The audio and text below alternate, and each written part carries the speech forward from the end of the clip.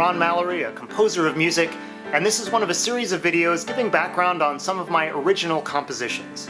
This video is about a piece called When Dreams Take Flight, which is available both in a version for solo piano and also in a version for 2 to 5 octave handbell choir.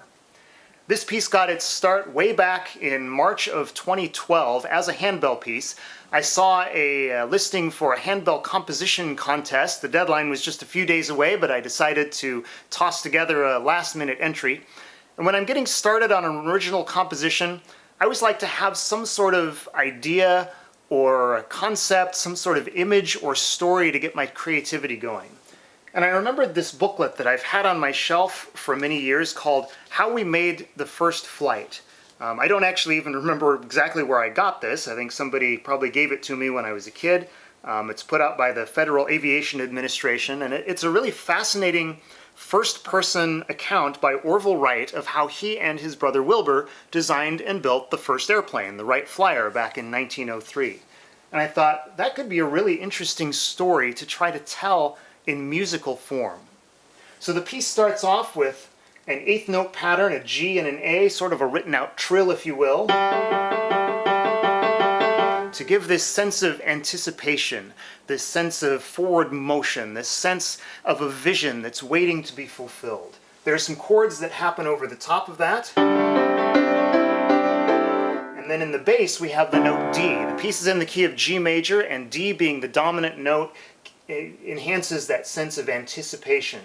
And the D does not resolve to the tonic note of G until we go over to measure 21, where we have the first statement of the main melody of the piece.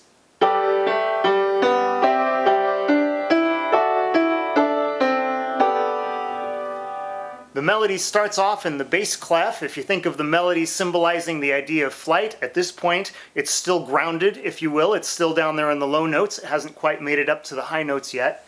And you'll also notice that the melody is constantly working towards increasing intervals. So it starts on the note G, it goes up a second, and then back down to the G. Goes up a third and a fourth, back to the G. Fifth, sixth, seventh. It's always striving for higher intervals as it strives towards that dream of flight. Starting over at measure 39, there was a really interesting passage in this book where Orville was talking about the discussions that he would have with his brother. And he says, "We engaged in innumerable discussions, and often after an hour or so of heated argument, we would discover that we were as far from agreement as when we started, but that both had changed to the other's original position in the discussion." I thought that's a really interesting idea to try to express musically. I started off trying to do something with invertible counterpoint, which is where you would have a melody in the treble and a melody in the bass that work together, and then you move your treble melody down to the bass and vice versa, and they still work together. Wasn't really happy with the direction that took, so I ended up with something a little bit simpler there, where I have an accompaniment figure in the bass clef with a repeated note and a melody in the treble clef. And then 4 measures later, they switch roles. So now we have the accompaniment figure in the treble and the melody in the bass. So throughout this whole section of the piece, you have this sense of conversation going on between Orville and his brother Wilbur. Starting at measure 55, we have, kind of like the beginning, we have an interval of a second, but now instead of a G going to an A, an interval of a whole step, we have an A going to a B flat, which is a half step, which provides a greater sense of tension and dissonance, and there's some dissonant chords over the top of it. I wanted this section of the piece to represent the hard work of actually designing and building the airplane.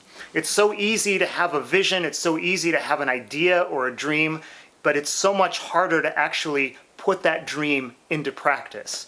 I remember hearing a podcast a couple of years ago by a pastor, Craig Groeschel, who said that there are dreamers and there are doers, but the people who really make a difference are the dreamers who do. The ones that take their dreams, that take their vision, and go through that hard work of making it become a reality.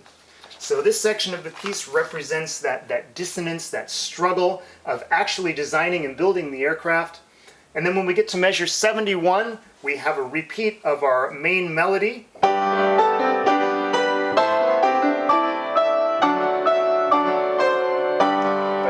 That melody is finally up in the treble clef where it belongs. We've finally achieved that dream of flight. And at the end of the piece at measure 87, we have a repeat of some of the material from the beginning. We have that A to that G, that eighth note pattern, but now we have the tonic note, the G, in the bass to fulfill that dominant to tonic from the beginning to the end, and some other things going on. So it symbolizes the idea of the vision fulfilled. That dream of flight has finally taken off. Like I said, when I originally wrote the piece, it was as a last-minute composition contest entry, and I was very aware that what I was sending off was basically a good first draft with some really good ideas in it, but not really a polished piece. So I was not surprised, I was not shocked when I didn't win the contest, but I liked some of what I had come up with for the piece, so I put it off to the side, and with the hope of one day revisiting it. And finally, earlier this year, at the beginning of 2020, I pulled it back out, made some major revisions to some sections, made some adjustments and changes throughout, and in the process of revising the handbell piece, also realized that with some changes, it would also work very well as a solo piano piece. So I'm very happy with the way that both versions came out. So if you're a pianist looking for a fun, energetic, unique piece to perform, I encourage you to check it out. I actually have been doing some studio work recently and just recorded the piano version of this. I'm hoping to release it as part of an album sometime in 2021.